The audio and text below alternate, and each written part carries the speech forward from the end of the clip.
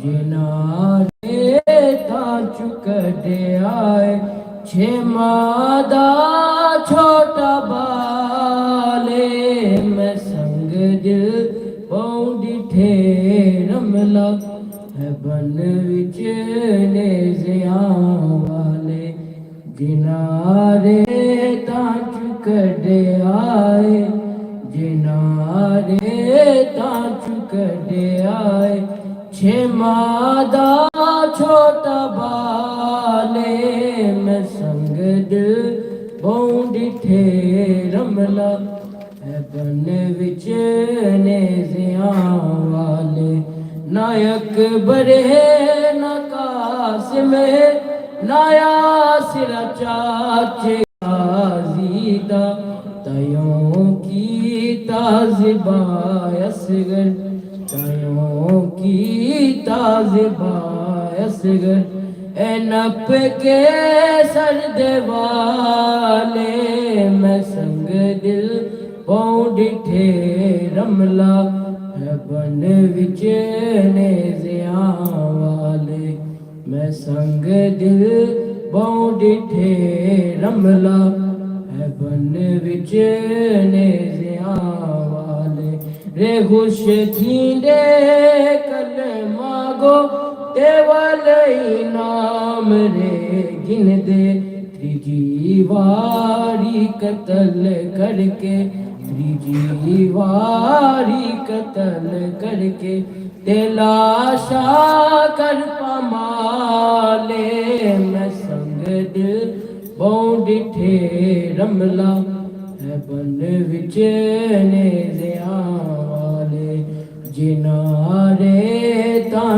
चुकदे आए जिनारे तां चुकदे आए छे मादा छोटा बाले मैं संग दिल पौंडी ठे रमला है बन विच नेज़ियां वाले नायक बड़े न कासिम नाया सिरा चाचे गाज़ीदा तयों की ताज़िबा असगर तयों की ताज़िबा असगर ए नप के सर्द वाले मैं संग दिल पौंडी ठे रमला है बन विच नेज़ियां वाले बुलंद सलवात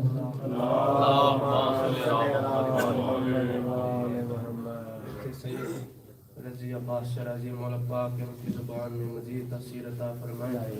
अब मैं मुल्तमिस हूँ खतीब विलायत हैदर कर्रार जनाब ज़िशान हैदर से कि वो मिंबर पे आए और ज़िक्र मोहम्मद व आले मोहम्मद बयान फरमाएँ। दुरूद पर मोहम्मद व आले मोहम्मद।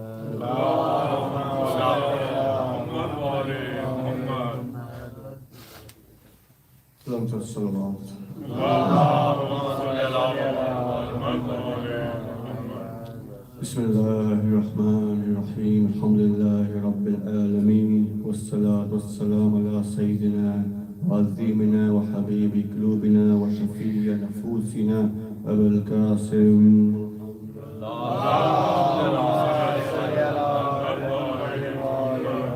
व अला अहलि बैति तय्यबीन अत्ताहिरीन व अस्हाबिहिल गुर्रिल मय्यमीन अल्हम्दुलिल्लाहिल्लज़ी जअलना मिनल मुतमस्सिकीन बिविलायति सय्यिदिना वली अमीरुल मुमिनीन अली इब्न अबी तालिब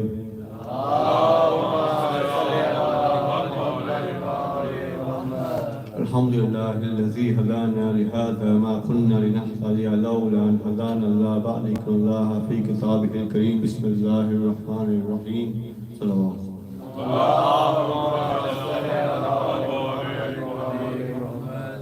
Today we talk about Imam Zain al-Abidin alayhi salam.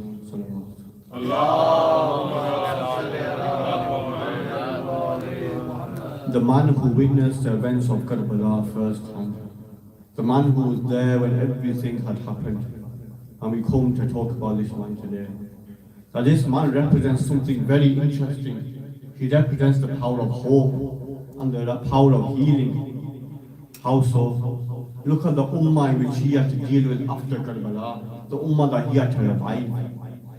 There's a narration which says that one day a man came to the Imam. He says to him, you need to find out about something that happened at Karbala, so he asked the Imam. The Imam says there are certain things that happen at Karbala that I can't tell the Muslim Ummah. Because if I was to tell the Muslim Ummah, they would die of sorrow. This is how great the tragedy of Karbala was, that even the Imam couldn't tell the Muslims certain things. Because how devastating it was, how injustice what had occurred on the Imam. Salawat.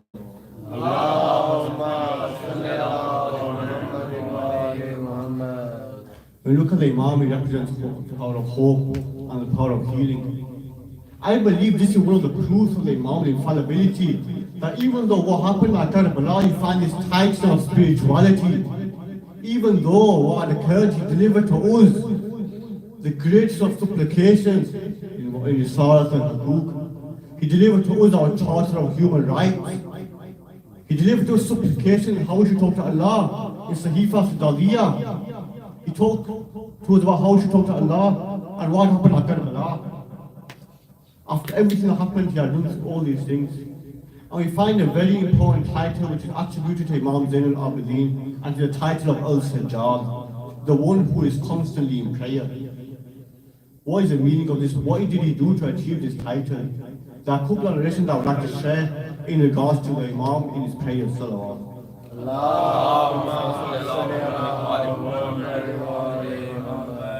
This narrated by the Imam son Imam Muhammad al-Baqir alayhi salam.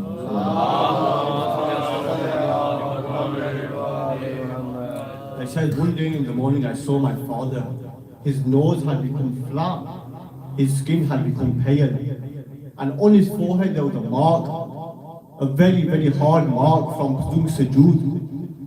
When he saw his father in this state, he began to cry. Imam Sajjad said to him, "Oh son, why are you crying for?" He says to him, "I cannot help but cry when I see you in this state." He says, "This is only a quarter of the prayer that Amir al-Mu'mineen used to do. This is only a quarter of the prayer that I'm doing, or what Amir al-Mu'mineen used to do." But look at the state in which the Imam went through. He was in sujood all night and his nose had become flat. His skin had turned yellow and pale, and he had a mark on his forehead. There's some very important lessons we should take from the life of Imam Sajjad on how to connect to Allah in prayer. There's another narration which is attributed to both Imam al-Hassan and Imam al-Sajjad. It says one day the Imam was doing wudu. The Imam was doing wudu before going to prayer. And his face had become pale. His skin had turned yellow. He began to shiver and was scared. He's only doing wudu. The companions are saying, "Oh Imam, why are you scared? Why is your face gone yellow and pale for?" He said, "Don't you know who I'm going to worship? I'm going to go see Allah. I'm going to go do namaz to worship Allah subhanahu wa ta'ala. How can I not be scared?" This is the God wariness of the Imam. That he would begin to get scared, his skin would turn yellow when doing wudu, just before going to go read namaz. This is a level of God wariness he's had. And this is something we should all aspire to have, that when we do wudu, we shouldn't have mindless thoughts, we should think about what we are doing. And then we go to namaz and look at who we are worshipping. Our mind should be on namaz. This is how great the Imam was, and this is why he achieved the title of Al-Sajjad. Salawat.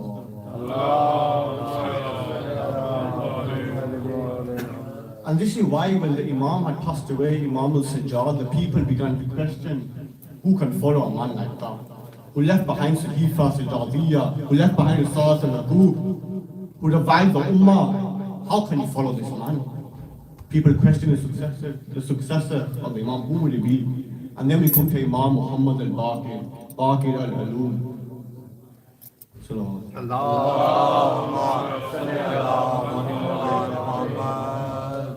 The house successor.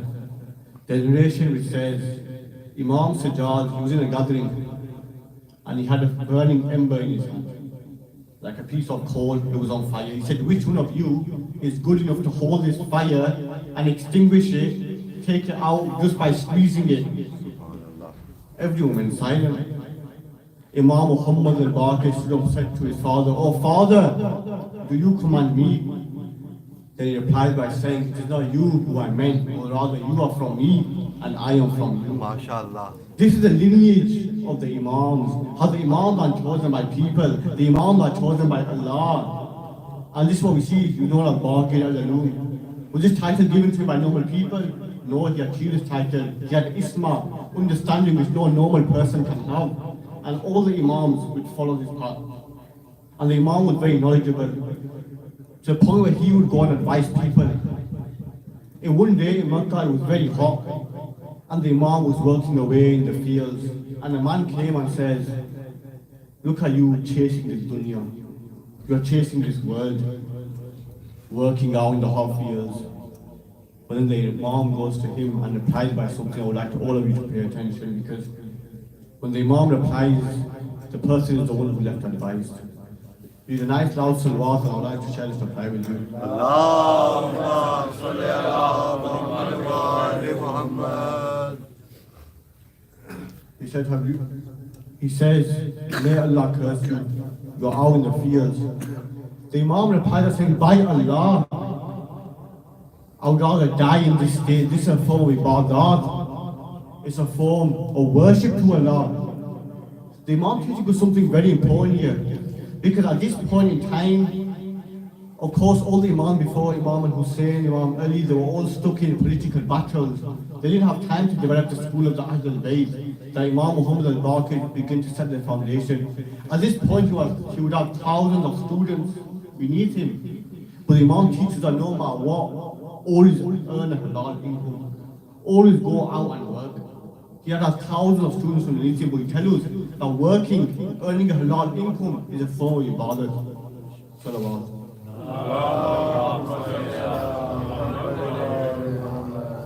Now the Imam had received the title of Baqir al-Alum. But where did this title come from? Was it the people that gave this title? No. This was a title that was given to him by Prophet Muhammad sallallahu alayhi wa alihi wa sallam.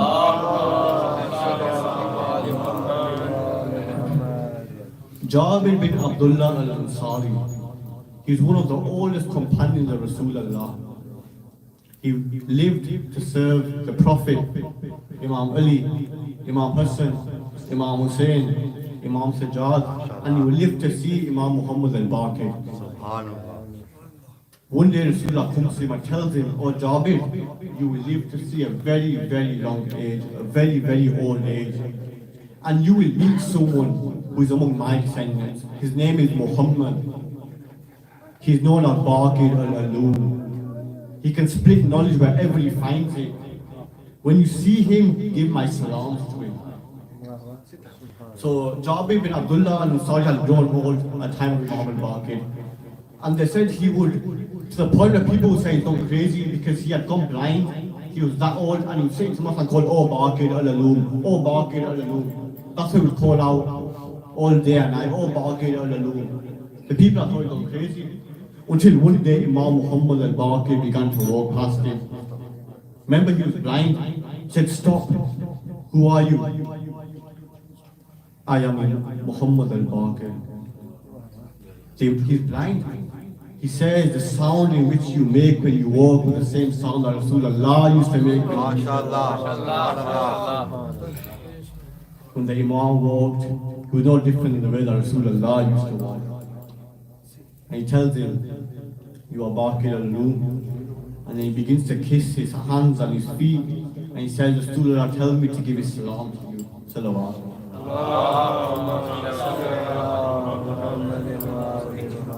We can find many examples throughout the Imam's life of the intellectual debates or intellectual discussion that he would have with the people, where he demonstrated knowledge. And I will share one example with you.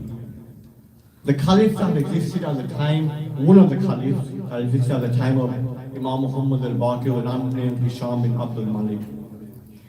This man had despised the Ahlul Bayt. He looked for every single way he could to put the position down of the Ahlul Bayt. Why did they have so much power? Why are they so high up?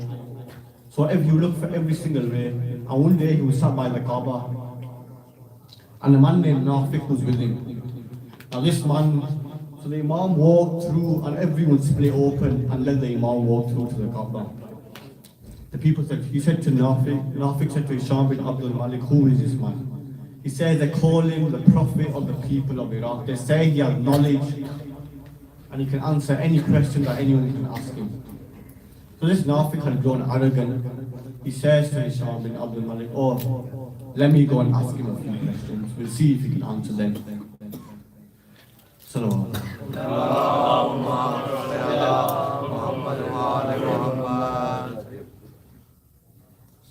He goes to the Imam and he says, I would like to ask you a few questions.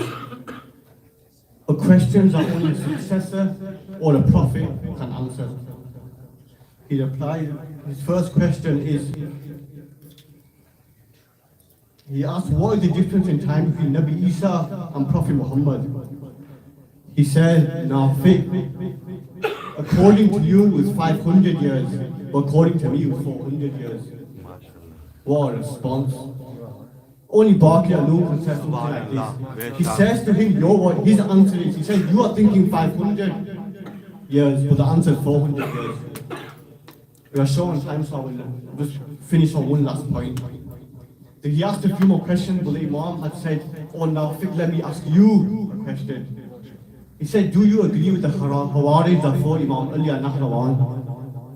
Why would you ask this question? Because Nafiq was known to have the blood of Nahrawan, of Hawarij. He was known to have been among those people who fought Nahrawan against Imam Ali. He said, do you agree with these people? He's put him in a tough position. Because if he agrees, then he has fought the Imam of his time, which makes him wrong. And then if he disagrees, he went and fought, which makes him wrong either way. So Nafiq heard this and he ran away. This is what it was like when we talked against Baqi al-Alum. We talked about Imam Hussein, Imam Sajjad, Baqi al-Alum. Look at the ilm and they have many lessons that we can learn from their life. I'd like all of you to take one thing from this and try and apply it to our life, inshallah. Salawat.